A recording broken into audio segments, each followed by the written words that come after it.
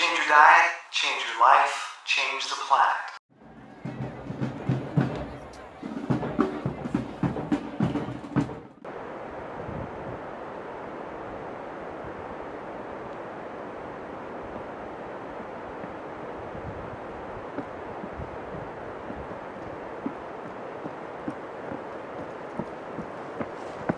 Hi everybody, it's the most boring man alive. That's what somebody recently called me on YouTube. It's kind of funny because the guy that plays the most interesting man in the world in the Dos Equis commercials, he lives about 20 miles north of here in Manchester, so maybe I should drive up and get some lessons from him. Anyway, I wanted to thank you for the wonderful outpouring of beautiful, supportive comments and people sharing open-heartedly and connecting not just with me but with each other, with you. It's been really, really, really touching, and I'm so grateful for the community that we are creating, the family that we are building, where we are all individuals but we can feel like we're not alone. So thank you. And as many of you have probably noticed, I've been receiving a torrent of negativity. The floodgates have opened, and I am just under attack. And this is again why I make these videos, because I know that I'm not the only one that's been the victim of attacks like these. Because I've experienced them throughout my life.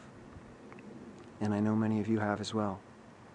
So this channel and these videos are a way for me to take a stand for you. I'm willing to put myself out there. I'm willing to open myself up to the negativity. I bare my chest. And this is why I'm running today in my big boots on one of the toughest trails around. Because the negativity got to me today. And again, not because it's a personal attack on me, but because it's a personal attack on people like me. And you don't attack my people. You don't attack my family. You don't bully us, don't you dare.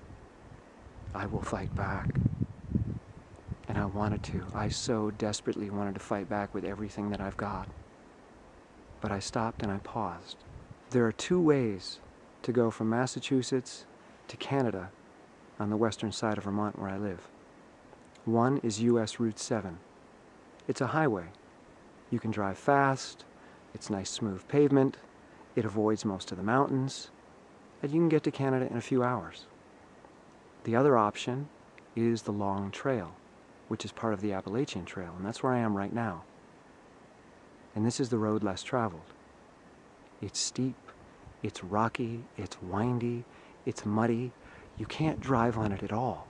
You have to walk or run, and doing so will challenge even the fittest person. The vast majority of the people choose to take Route 7. A very, very, very, very tiny minority will take the Appalachian Trail. And there are two similar paths in the brain. We have one path that is several lanes and very wide and very smooth and highly myelinated. And the vast majority of our brain uses that pathway. It's the reactive pathway. It's quick, lightning fast, and bam, we can attack. It's so easy. It's so smooth. There's no effort. The other path is much, much, much slower and more challenging and more deliberate. It's the path of cognitive thought. It's the path of stepping back and considering things. Looking at all options, looking at all the rocks on the trail, looking at the trees, taking things in, not just blowing by them at 70 miles an hour, but walking slowly through the scene and considering. Considering the other person, considering yourself, considering the world around you. Considering everything slowly and deliberately. It's the more difficult path. And I today chose to make this difficult path even more difficult by wearing my big boots. Because I really needed to learn that lesson today in a big way. To step back, to slow down, to take the more difficult path and to consider everything, to be deliberate, to be conscious, to be conscientious, to be compassionate. So as this onslaught of negativity continues, which I think it's going to, I urge you to step back, to slow down, to put on your big boots, and to take the path less traveled.